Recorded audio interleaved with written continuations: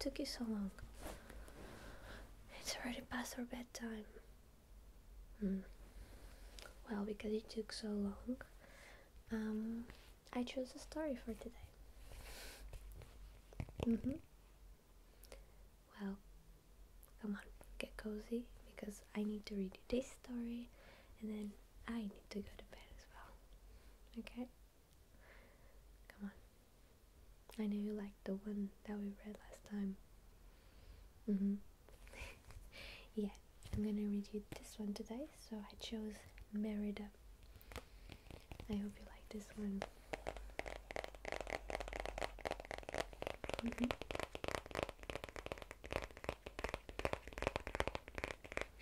Well, I chose 𝗂𝗏𝗏 because I think she's really brave, like you.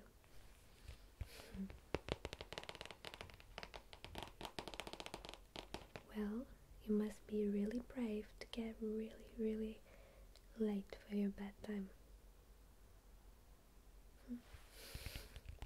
Don't worry, I won't tell Mom. Okay, are you ready? Comfy? Okay. I'm gonna start reading, okay? Alright, so to start with, we have 𝗂𝗏𝗏. That's 𝗂𝗏𝗏. Yeah. Alright. Okay, I'm gonna read it and then I'll show you the images, yeah? Okay. So, 𝗂𝗏𝗏. High-spirited 𝗂𝗏𝗏 loves her freedom and fiercely defies her mother's attempts to turn her into the perfect princess. Bold and independent, 𝗂𝗏𝗏 is determined to find her own path in life, but she must first learn the meaning of true courage. So, this is 𝗂𝗏𝗏. She has a bow. That's like her weapon. She must be prepared all the time.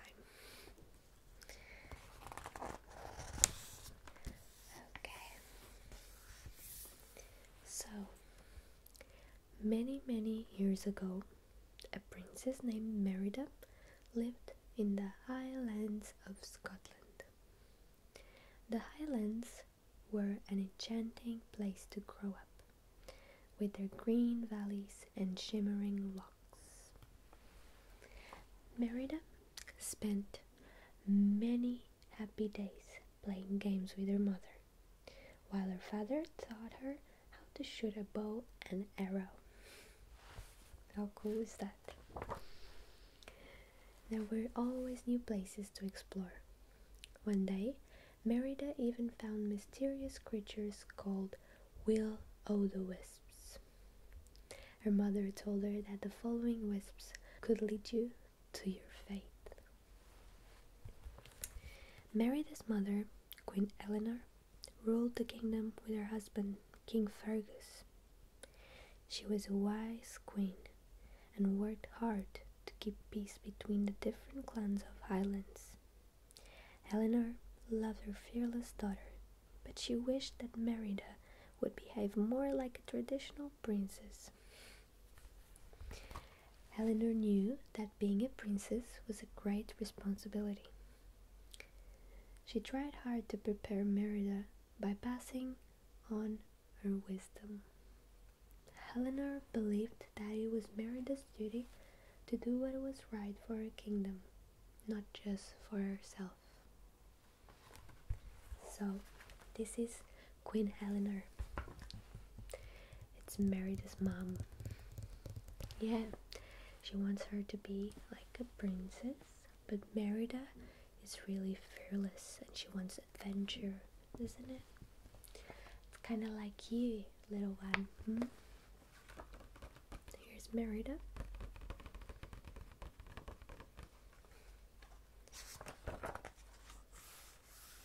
So, this is the castle.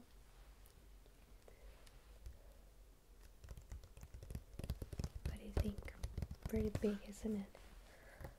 So, welcome to the castle Dunbrush. 𝗂𝗏𝗏 lives here with her parents, the king and the queen, and her 3 bothersome brothers. The castle has existed for hundreds of years, and she thinks it's the fairest place in all world. So she has brothers as well.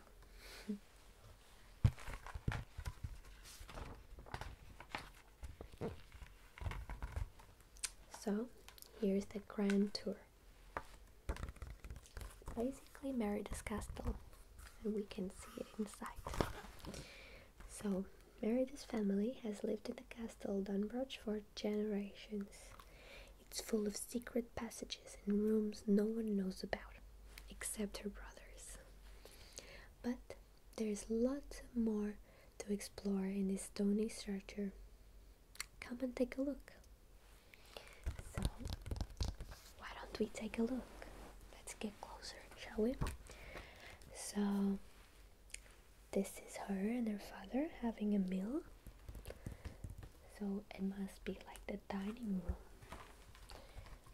Here.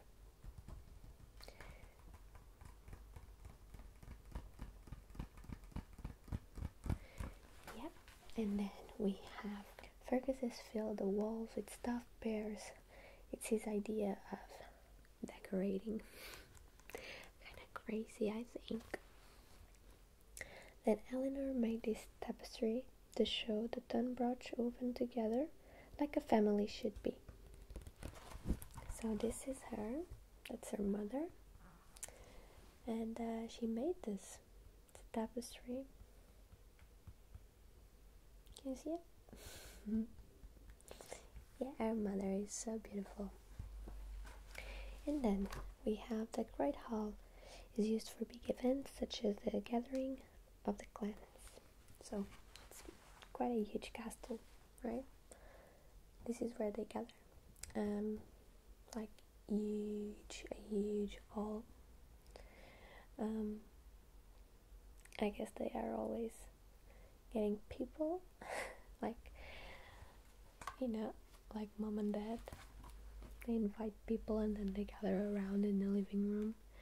Well, I bet this living room is way bigger than ours. Yeah. Okay.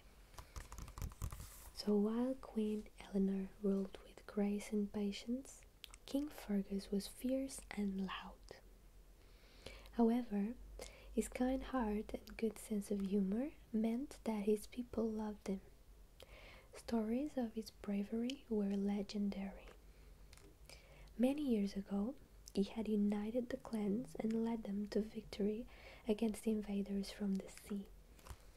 This was why the clan leaders had chosen him as their king. Fergus would do anything to protect his kingdom and his family.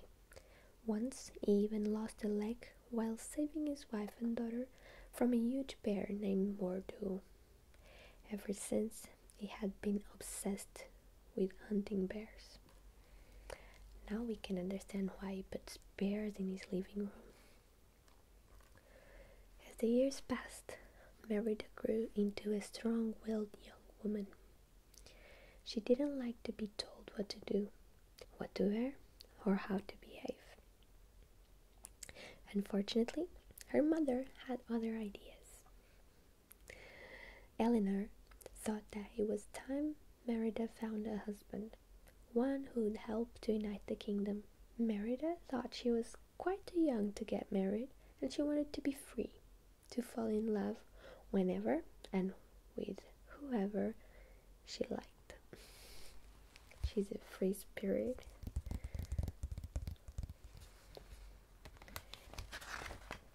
Alright. Sometimes it seemed to Merida that the only one who really listened to her was her horse, Angus.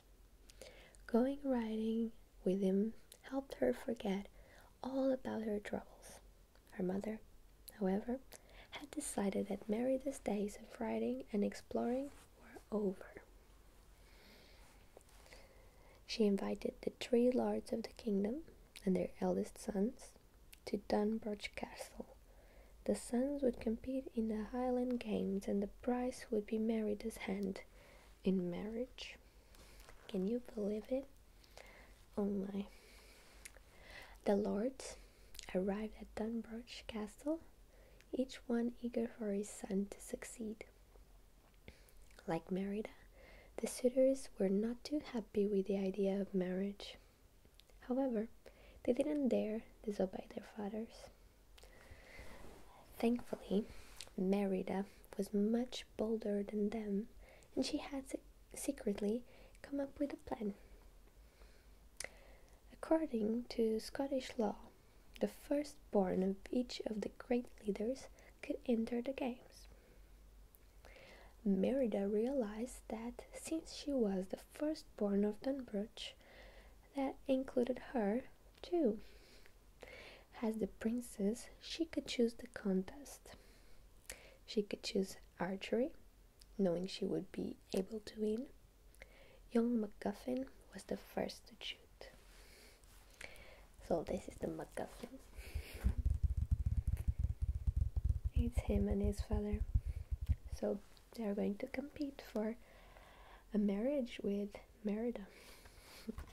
Yeah. He's really shy. They don't want to get married. The clansfolk watched as young MacGuffin's shot barely hit the target. Merida and Fergus thought his efforts were extremely funny and joked that he was probably better at holding up breeches than archery. Next up was the vain young Mackintosh. When he missed the bullseye, he lost his temper. He started screaming and he threw his bow away into the crowd.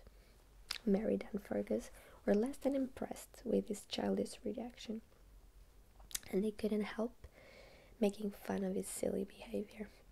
Eleanor wished that Merida and Fergus would both take the contest seriously. The future of the kingdom was at stake. So this is the Mackintoshes. Yeah, they were quite... Yeah, they failed and then they reacted so bad. Can you believe it? They're not good for Merida. Merida's final suitor was 𝗲𝗏𝗏. At first, Merida felt sorry for this scrawny boy, who looked like he could barely lift his bow. However, when he hit the bullseye, she was seriously worried that she might have to marry him. It was time to put her plan into action. Announcing herself as a competitor from the clan Dunbroch, Merida took aim for her own hand in marriage and hit all 3 bullseyes. Merida was proud of herself, but her mother was furious. So this guy made a pretty good shot. But then Merida turned herself as a competitor. She's so smart. But I don't think her mother thought that was a good idea. So this is Merida. And this is a perfect day. So once in a while, Merida enjoys a day all to herself, with no lessons and no expectations. A day when she can just be herself and anything can happen. How does she spend such a rare and perfect day? So she basically does some sword play with her dad. She climbs. She uses her bow and arrows. And she makes some muffins. And she returns home, very happy about her day. You're almost sleeping. Eleanor couldn't believe how her daughter had behaved. She was hurt and embarrassed and worried that Merida's actions would lead to war between the clans. But Merida couldn't believe Eleanor still wasn't listening to her about not getting married. Mother and daughter got angrier and angrier until Merida slashed their mother's special tapestry and Eleanor threw Merida's bow into the fire. Eleanor regretted her actions, but Merida was so upset that she galloped away with Angus. Merida rode until she reached the nation's stone circle. There she met some 𝗂𝚘𝗚-wisps, who led her to a mysterious cottage. Merida found the old woman who lived there was a witch. Merida thought that this could be her chance to solve all her problems. She begged the witch for a spell that would change her mother. The witch agreed and gave Merida a magical cake. She told her that if her mother ate it, Merida's fate would be changed forever. Doesn't sound good, does it? This is the witch. I don't think she's very nice. So, let's see what happens.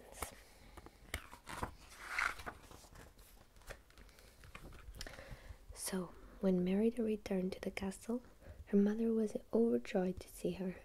However, she still insisted that Merida must marry. In desperation, Merida gave her the cake. After one bite, 𝗂𝚘𝚘 began to feel unwell. Merida waited for her to say she had changed her mind about the wedding, but nothing prepared her for what happened instead. 𝗂𝚘𝚘 turned into a huge bear. Merida knew she had to get her mother out of the castle before Fergus spotted a bear in his home and started hunting her. But before they could escape, Maudie the maid caught a glimpse of 𝗂𝚘𝚘 and screamed at the top of her voice. Oh my. So Merida couldn't protect her mother alone, so she turned to her little brothers for help. The wee scamps distracted their father and the clansmen with bear noises, leading them on a wild bear chase around the castle. 𝗂𝚘𝚘 and Merida were free to sneak away. As Merida left the castle, she told her brothers that they could help themselves to any tasty treat as a reward. They found the magical cake and turned into bear cubs. So these are her brothers, and then they ate the cake and they turned into small bears. They're still cute, but oh.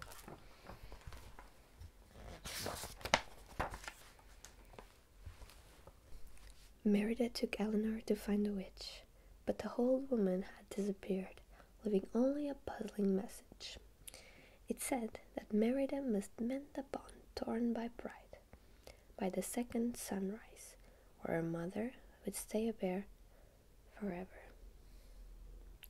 While Merida tried to understand what this meant, she and 𝗂𝚘𝚘 began to grow closer. Mother and daughter realized that they could learn a lot from each other. Merida finally worked out how to save 𝗂𝚘𝚘. They could mend their bond by mending the tapestry in the castle. Merida and 𝗂𝚘𝚘 returned home, but Fergus saw them. Now, realizing that the bear was his wife, he chased 𝗂𝚘𝚘 away. After repairing the tapestry, Merida rushed to stop her father, but she was attacked by 𝗂𝚘𝚘. You remember him, right? So 𝗂𝚘𝚘 bravely saved Merida just before the second sunrise. Merida quickly placed the tapestry over 𝗂𝚘𝚘. At first, nothing happened. Merida was sure that it was all her fault.